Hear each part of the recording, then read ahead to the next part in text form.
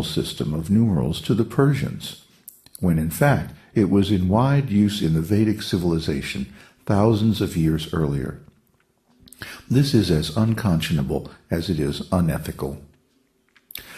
Current covert government policy and standard operating procedures also include issuing visas to Indian spiritual teachers on a preferential basis, covert intelligence infiltration of groups that present the truth about Vedic culture, economic manipulation of their organizations, and intimidation of their leaders and members. Do you think that this 3,000-year-long program of government propaganda and disinformation might have influenced the quantity and especially the quality of information available in the West about the Vedic culture and its teachings? Due to government disinformation, it is very difficult to obtain truthful and unbiased information about any aspect of the Vedic culture. Materialistic governments are always afraid of authentic spiritual knowledge. They are afraid of the penetrating mystic power of the enlightened soul. They do everything in their power to keep people asleep in material consciousness, because sleeping people are easier to manipulate and control. Religious intolerance and violence can be hidden by an illusion of fine words, dazzling entertainment, and pervasive media promising a free society of material sense enjoyment, unlimited bread and circuses for the sleeping masses. Literal-minded materialists see esoteric knowledge as dangerous. The absolute truth is the ultimate threat to those who maintain a precarious hold on their wealth and power by lying as a lifestyle. Well, of course, it's no big secret that governments lie. And the first big lie is that this piece of land belongs to us and we have absolute power over everyone and everything within these boundaries. That's the big lie. Really, there is no such thing as a nation. If you go up in a plane or even better in a spacecraft and look back at the Earth, you don't see any borders between the nations. It's not a natural thing. They weren't created by God. The natural state is that we have one nation, one human nation all over the world. To divide the world up arbitrarily into smaller pieces and then fight over who's going to be in charge of them is foolish, a waste of time, waste of energy. So the first secret that governments keep is that they themselves are lies. And then they go on to create so many more lies and convince people that they're the truth simply by repeating them over and over and punishing people who don't believe in them. And that's how governments work. Now, imagine the attitude of a government towards a system of knowledge based on the absolute truth. The absolute truth rips aside all curtains of illusion, and it looks at the naked reality underneath. It talks about the real nature of the soul, the real nature of human existence. It talks about how to become free from the illusions of material life. Now here, the government, their whole business depends on a lie. So they're going to be very much afraid of this absolute truth business. They're going to try to stop it at all costs. So, in one sense, Marx was right that religion is the opiate of the people. At least religion in modern Western society is the opiate of the people because governments want it that way. They don't want a religion that wakes people up. They want a religion that puts people to sleep, that keeps them from questioning the lies that pervade the entire society, language, and culture.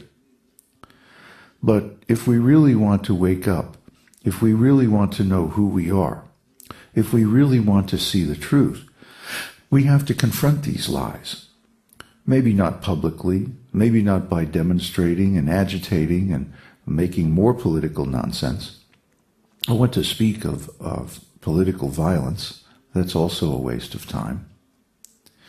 But by sitting and thinking about the absolute truth, by reading the original Vedic scriptures that give the complete absolute truth, and by meditating, chanting the name of God, and becoming free from material conditioning. Now, that's dangerous. Why? Because a person who realizes that they are a spirit soul, separate from this material body and distinct from this material world, is simply not going to participate in the culture of lies. In other words, if I can see that I am not this body, I am not the designations attached to this body either.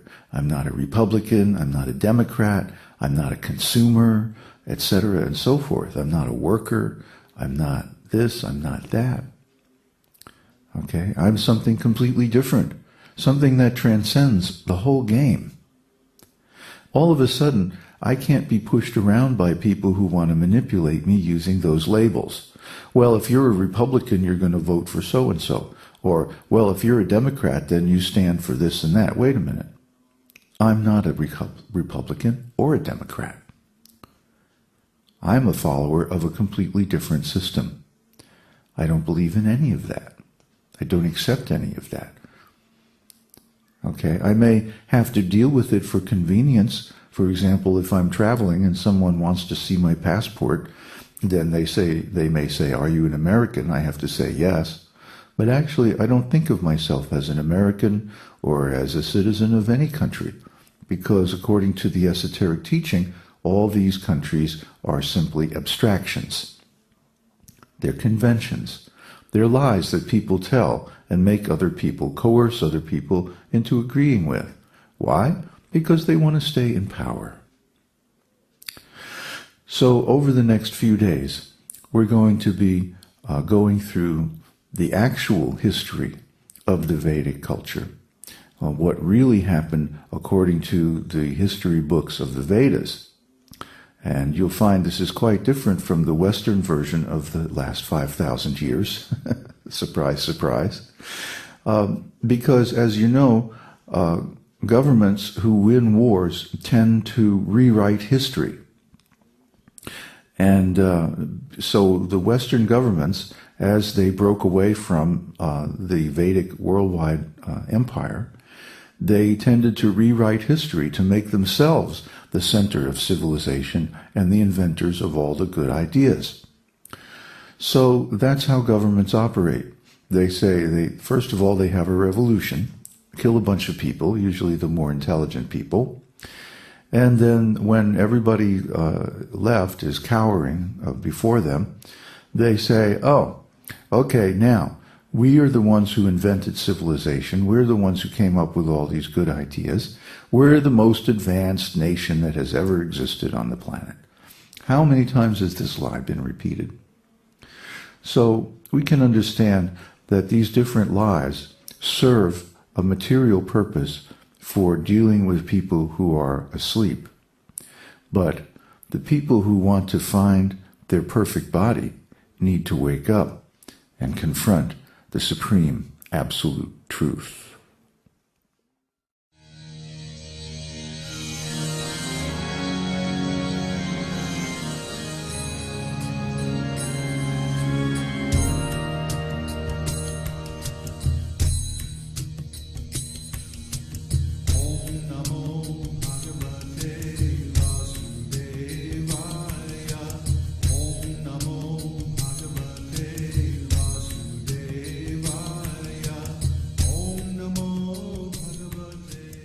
We hope you've enjoyed this edition of My Perfect Body. This is David Hughes, your host, reminding you to visit us on the web at esotericteaching.org, where you can purchase the complete Esoteric Teaching Introductory Seminar DVD and many CDs of transcendental music and mantras.